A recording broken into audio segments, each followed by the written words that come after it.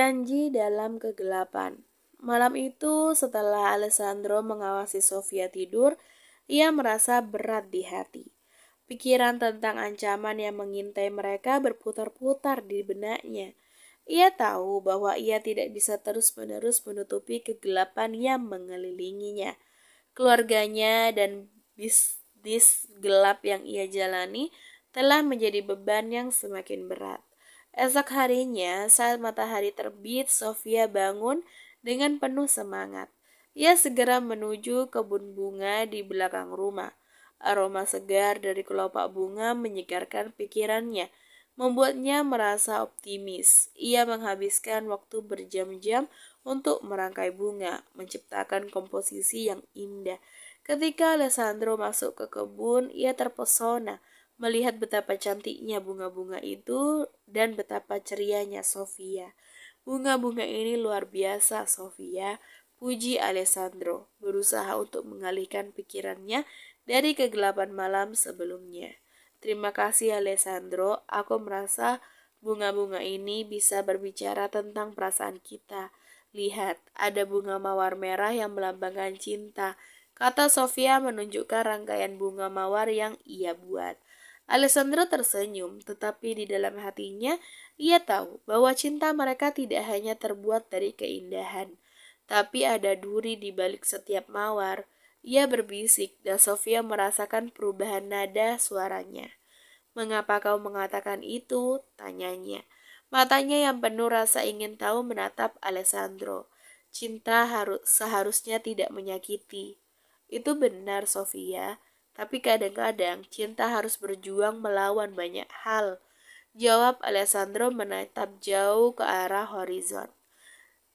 Sofia merasakan ketegangan dalam suara suaminya, berusaha untuk memberikan dukungan.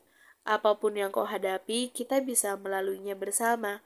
Ingat, aku di sini untukmu. Alessandro merasa terharu mendengar kata-kata tersebut. Ia ingin percaya bahwa cinta mereka tuh cukup kuat untuk mengatasi semua rintangan. Namun ia juga tahu bahwa tidak semua hal dapat diselesaikan dengan cinta.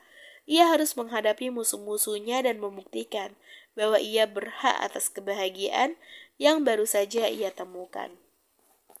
Setelah sarapan, Alessandro menerima panggilan dari bawahannya, yaitu Marco, yang memberitahunya bahwa situasi di luar semakin memburuk. Alessandro, ada masalah besar. Mereka mengincar kita harus bergerak cepat. Alessandro merasakan getaran ketakutan di dalam dirinya. Dia tahu bahwa situasi ini tidak bisa diabaikan.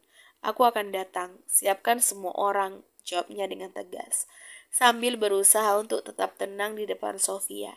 Ketika dia berbalik, ia melihat Sofia memperhatikannya. Apa yang terjadi, Alessandro? Tanyanya dengan penuh kekhawatiran. Tidak ada yang perlu khawatirkan, sayang. Aku hanya perlu menyelesaikan beberapa urusan bisnis, jawabnya berusaha meyakinkan Sofia. Tapi Sofia tahu ada yang tidak beres. Aku bisa merasakan ada sesuatu yang salah. Kau tidak bisa terus menyembunyikannya dariku. Alessandro terdiam sejenak, kemudian berkata, aku berjanji tidak akan ada yang menyakitimu. Aku akan melindungimu, apapun yang terjadi. Dengan itu ia melangkah pergi meninggalkan Sofia dengan pikiran yang penuh keraguan. Setelah Alessandro pergi, Sofia merasa cemas. Dia merasakan ancaman yang menyelimuti rumah mereka. Keberanian dan keinginan untuk melindungi suaminya mendorongnya untuk melakukan sesuatu. Ia mengambil seikat bunga mawar merah yang ia rangkai dan memutuskan untuk pergi ke tempat Alessandro bekerja, berharap bisa memberikan dukungan kepadanya. Sofia berusaha untuk tidak terlihat cemas saat ia melangkah menuju ke markas Alessandro. Namun hatinya berdebar kencang. Setiap langkah terasa berat, tetapi pikirannya dipenuhi dengan harapan untuk mendukung suaminya di saat-saat sulit. Ketika ia tiba di markas, ia menemukan banyak pria bersenjata yang berkumpul. Suasana terasa mencekam dan Sofia merasakan ketegangan di udara.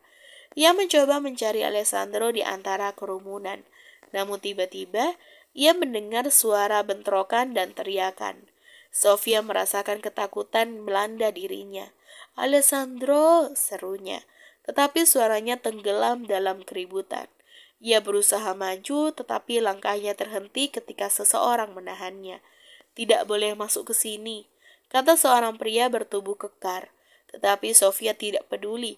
Ia harus menemukan Alessandro. Sofia menantang pria itu. "Aku harus menemukannya. Dia suamiku." Kekhawatiran dan ketidakpastian melanda dirinya. Apa yang akan terjadi selanjutnya? Dapatkah cinta mereka bertahan dalam badai ini?